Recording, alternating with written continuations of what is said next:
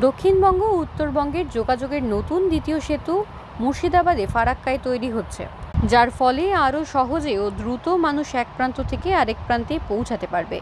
ফারাক্কা ব্যারেজের পাশেই এই নতুন দ্বিতীয় সেতুর কাজ পরিদর্শনে আজ ফারাক্কার বিধায়ক মনিরুল ইসলাম। তিনি জানান, এই দ্বিতীয় সেতু কেন্দ্রীয় সরকারের অধীনে, কিন্তু আমি এলাকার জনপ্রতিনিধি তথা বিধায়ক হিসেবে আমার দায়িত্ব রয়েছে, তাই আগেও পরিদর্শন করেছিলাম, আজ আবার পুনরায় করলাম, কথা বললাম আধিকারিকদের সঙ্গে।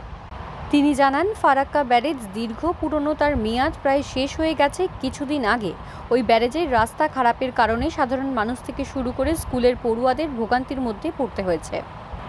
এই দ্বিতীয় সেতুটি চালু হয়ে গেলে অনেক সুবিধা হবে। আধিকারিকদের সঙ্গে কথা বলে জানতে পেরেছি, আগস্ট মাসের শেষের দিকে দক্ষিণবঙ্গ থেকে উত্তরগামী একটি লেন্থ চালু হয়ে যাবে। অপর লেন্থটি মাস তিনেকের মধ্যেই চালু হওয়ার সম্ভাবনা রয়েছে। তিনি আর কি জানালেন তাই শোনাবো।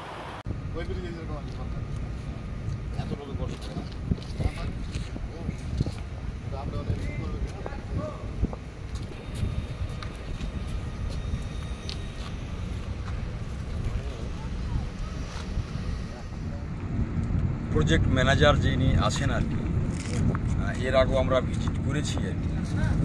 এখানে আমাদের এই নতুন ব্রিজ, ওটা যে পুরনো ব্রিজ ফারাক্কা ব্যারেজ আর কি, 1962-61 সালে শুরু হয়েছিল, তারপরে কাজ চালু হয়েছিল 1971-72 সালে চালু হয়। আমাদের ওটা ব্যারেজ, এটা ব্রিজ, তার কারণ ওখানে জলটাকে ধরে রাখতে পারি আমরা, এবং আমাদের কলকাতা বন্দরকে বাঁচাবার জন্য একটা ক্যানেল করা হয়েছে। তাই ওই ব্রিজের একটা মেয়াদ হয়েছে, বয়স হয়েছে, নতুন করে ব্রিজ হয়েছে। এখানে আমি যদিও সেন্ট্রাল গভর্নমেন্টের প্রজেক্ট হলেও স্থানীয় বিধায়ক হিসেবে অনেকেই আমার কাছ থেকে জানতে উৎসুক আর কি, আমাদের নতুন ব্রিজটা কবে আমরা চালু করতে পারব। তো ম্যানেজমেন্টের সঙ্গে কথা বলে যা বুঝলাম, ওয়ান সাইড মানে উত্তরবঙ্গর দিকে যেতে আর কি, এটা আগস্টের শেষের দিকে একটা লেন চালু করে দিতে হয়। এখানে যেহেতু ওটা বয়স হয়ে গেছে, বিভিন্ন সময় রাস্তা খারাপ হয়ে যায়, জ্যাম হয়ে যায়। আপনার যেরকম কয়েকদিন আগেই আর কি, এখানকার মানুষ স্টুডেন্ট থেকে নিয়ে, পেশেন্ট থেকে নিয়ে,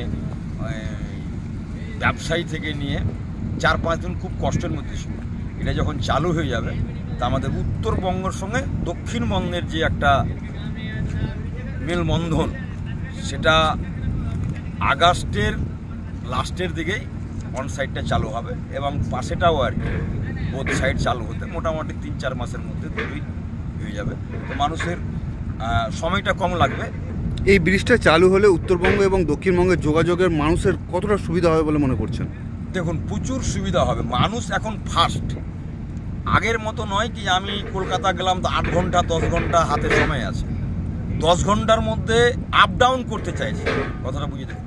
তো আমাদের এই সব ব্রিজগুলো যখন হয়ে যাবে, সব জায়গাতে কমপ্লিট হয়ে যাবে, তা আমরা যেমন কলকাতার কিছুটা অংশ বাদ আছে, তো ওখানে সময়টাই খেয়ে যায়। কৃষ্ণনগর থেকে আমরা 2 ঘন্টা 2.5 ঘন্টায় চলে আসি ফারাক্কা, কিন্তু কৃষ্ণনগর থেকে 110 কিলোমিটার কলকাতা যেতে ওখানেই প্রায় 3 ঘন্টার উপরে লেগে যায়।